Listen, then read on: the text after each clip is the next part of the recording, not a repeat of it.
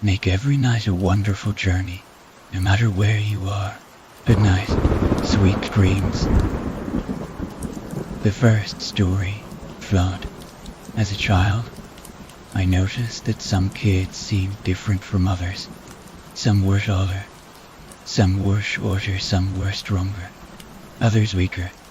A few were smarter, a couple were dumber. No matter their differences, they always seemed to dislike kids who were unlike them. The stronger bullied the weaker despised the stronger. The skinnier mocked the fatter, and so on. But what I never understood was why they seemed to favor one trait over another. The ones with poor coordination envied those that could play sports, yet they also got along with the ones who did well in school. The dumb ones found solace among those who were bad at sports, simply because they were not singled out for having brains. These prejudices seemed almost natural, ingrained into their minds from birth. Humans hate other humans simply because they have traits unlike or opposite their own. But me, I love my flaws. As I got a bit older, around the time I was 17, I had a revelation. I finally understood that people hated each other because they couldn't come to appreciate the beauty of their own flaws. All I had to do was show them that they are all beautifully imperfect. It became my mission to sculpt the world around me, to do my part to make it a better place. I thought it best to start with my family. I had a fairly normal family structure, at least, by today's standards. My father was never around, although I was not sure as to why. My mother raised me, my teenage brother and my little sister, pretty much by herself. I helped her when I was old enough. My brother was only a year younger than me, so he was in that phase where he didn't like any involvement with the family whatsoever. I was understanding about it. I've experienced the feeling many a time. My sister, however, was much younger than I was since my mom was always working. I looked after her. I formed a special bond with my little sister. I loved her so much. So, I started my crusade by trying to explain the importance of flaws to my brother. He blew me off, as I suspected he would when I talked to my mother. She was exhausted, barely even able to make it to her bed. I didn't think my sister would comprehend what I was saying, since she was so young. That's when I decided I needed to teach them by force. I went to my mom's room at about 3 in the morning. I figured she had 4 hours of sleep. She'd probably understand me now. Right, I took a piece of glass and cut her exposed shoulder. Up to her neckline, this woke her up in alarm as she thrashed about. The glass escaped my grip. Things seem hazy when I try to look back, but she stopped thrashing, so I know she must have understood. I remember returning to her bedside to get the glass back, but it must have shattered, or something, because all I could find was the corner of it, stuck in my mom's throat. Glass is not uncommon, so I thought to myself, since she seemed to want it so much, I'll let her keep it. Leaving her room, I went to the kitchen to acquire a knife, then proceeded to the garage to grab a rope. Seeing my mom's reaction, I knew that I must take measures to keep my brother restrained. I was able to tie a rope around his right arm, around the wrist area, but he awoke when I tied, and he swung at me in a stupor but fell off his bed, taking the rope with him. When he didn't get up, I checked on him, only to find the rope tied around his neck, not his wrist. Funny, I could have sworn I put it around his wrist. No matter, I thought as I steadied my resolve. I pulled him back up on the bed and tied the other end of the rope to his bedpost, for security. Not being one to waste an opportunity when it presents itself, I jumped on the chance to give him flaws that shine. I made a few markings around his torso, one across his upper ribs, one on the left of his lower abdomen, and one from the center of his chest, up on an angle to his collarbone. I also marked the sides of his arms. Then I left him one last flaw along the base of his neck, below the area covered by the rope. Perfect, I thought to myself. Perhaps my mom and my brother could bond over the flaws I just gave them. But I can't leave out my sister, of course. I went into her room, but was surprised to find her awake, sitting on her bed. "What was all that noise?" she asked. "It was just me helping Mom and our brother become closer," I replied. She responded with, "How so?" "Well, I gave them markings to give them something in common." "What kind of mark?" Well, I had to stop and think for a moment. How do I explain this to a child? Fully a blank as to how to sugarcoat it. I just decided to take a chance and be honest. I hoped she could get it. I gave them both markings, so that they could understand their flaws, she said. "Yes, flaws. You know, things that make us special. You can give those to people?" "Yes. You're quite the smarty, aren't you?" Mom always told me I was. She was right. My sister noticed the knife in my hand. "What's that for?" she asked. I smiled and replied, "I used this to give our brother special flaws. She was much smarter than I thought. Perhaps she could understand after all. And I tried to give special flaws." Her eagerness to learn and explore made me smile. "Of course you can," I said, as I handed her the knife. "How do I do it?" "It's easy, just press the silver end onto skin and pull. Can I try it on you?" This was a perfect moment for me. The one person who understood was the one person I cared for the most. "Of course you can," I told her. I was really getting caught up in the moment. She first pressed into my shoulder and pulled. I barely felt a thing. I was too ecstatic to notice any pain. "See," I said, "you just gave me a special flaw." At that moment, I was so proud of her she asked to give another, so I allowed her to. She pressed the blade against my back and pulled. I felt almost nothing. I loved my sister dearly. I was happy. I could show her the beauty of flaws. "Can I make one more?" Plese. I couldn't say no to someone so adorable and close to me. "Yes, you can make me special." She put the blade to the left side of my throat and pulled it back. I didn't feel a thing that time. I mean, after that, things got a bit blurry.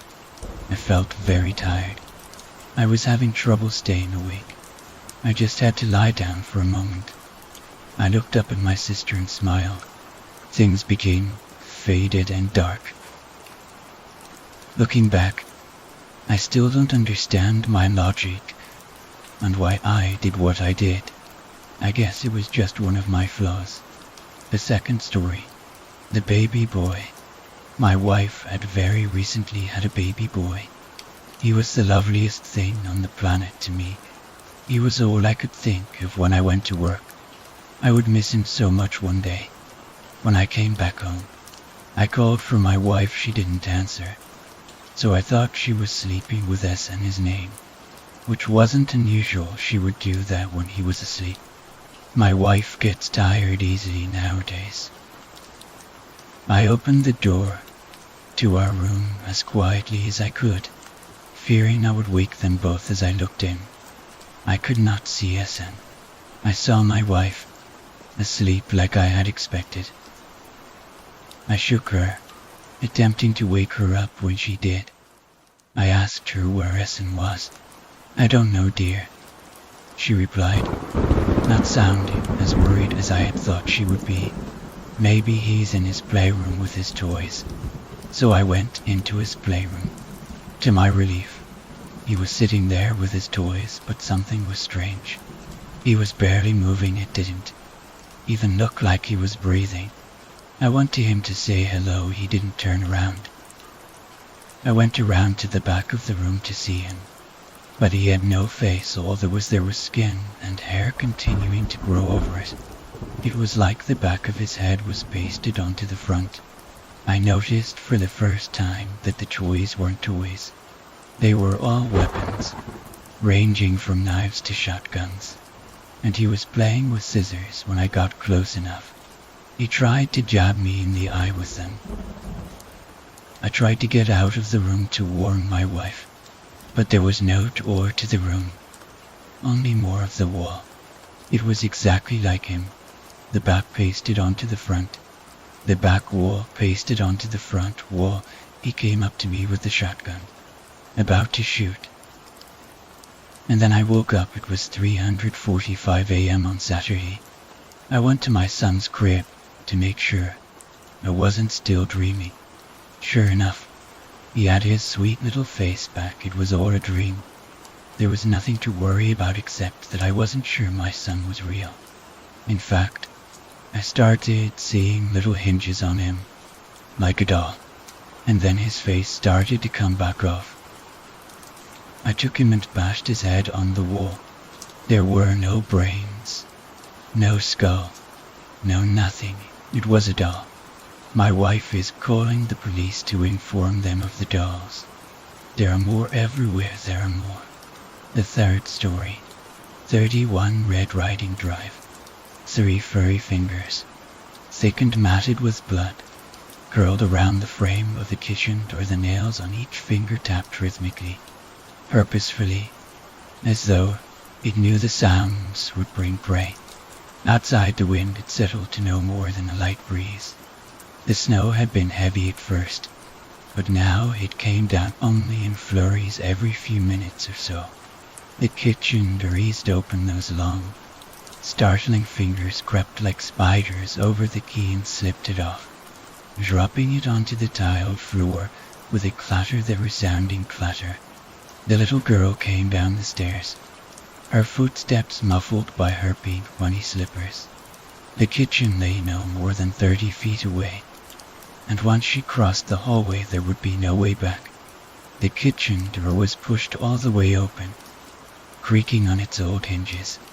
If the girl had kept the back door locked like she promised, the creature now lurking behind it would not be inside, just behind the glass paneling. Hello, the little girl called into the darkness. The creature's ears pricked at the sound of her voice. It stopped and listened. "Who is it?" the little girl asked, and took a tentative step inside the kitchen.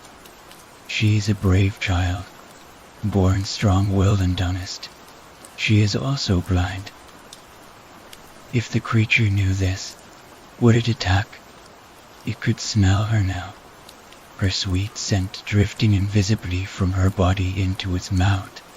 It caresses the beast's desires for blood, and a long line of drool hangs down from its open mouth. "I'm not afraid of you," the child proclaims. "I can't see you, but I don't fear you." She takes another, more confident step into the kitchen. "If you kill me, you kill me," she says, "but if you leave now, no one loses." This is not true, of course. The creature's belly is empty. It growls. "Stay where you are." The girl demands, "I am not afraid of you." The beast moves into frame. The girl sees only blackness, but she can smell it. The foul, rotten stench of death and decay. The thing resembled a wolf, and she knew this by the way it sniffed around the room. Her eyes did not work, but her ears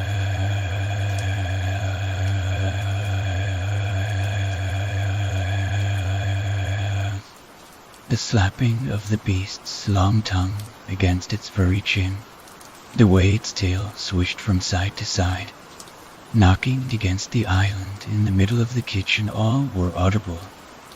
In her perfect ear, she hears its harsh breath, almost like a dog, but less kind.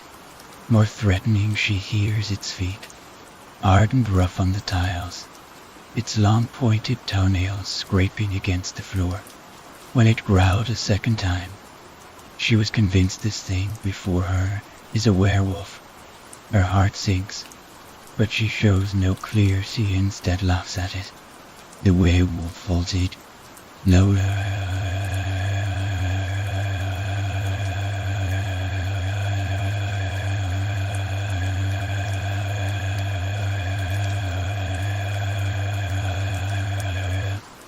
Snouted mouth, rows of razor teeth glisten in the moonlit kitchen. But the little girl sees nothing. She imagines it's no more dangerous than a puppy. The werewolf howled a blood-curdled sound so intense the little girl shivered. At 6 years old, she is suddenly acting very mature. The thing grabbed her by the nightie and lifted her up until she was flat against the ceiling with her legs dangling down. Left foot brushing against the monster's pointed, hairy ears. "Kill me then," she whispered, tears forming in her eyes. A flash of light. The girl sees nothing. Suddenly she was on the floor, her face smacking down hard as she lands. The light switch behind had been flicked. She could hear her footsteps rushing through the house. A gunshot, a howl. A window smashed somewhere in the house, probably the living room. Then silence fell over her, washing away all other sounds. The little girl was still lying on the ground when a man came into the kitchen. "Are you okay?" he asked. She replied softly. "It got away," the man said. "I know." The little girl replies. "Did it bite you?" the man inquires, and she heard him reload the gun he must have been holstering. "No," she said. The man sounds relieved. "That's good. Your parents have been contacted. They'll be here soon." The little girl nodded and hoped the man would see it. She turned in the direction of his voice and asked, "Was it a werewolf?" "I don't know. Honey, we never really saw it." She nodded. She knew it was a werewolf. The man took her up to bed and left her in the bedroom. She lay awake most of the night. The same thought recycled through her mind over again, and now she trembles with fear. It is my scent. It will come back.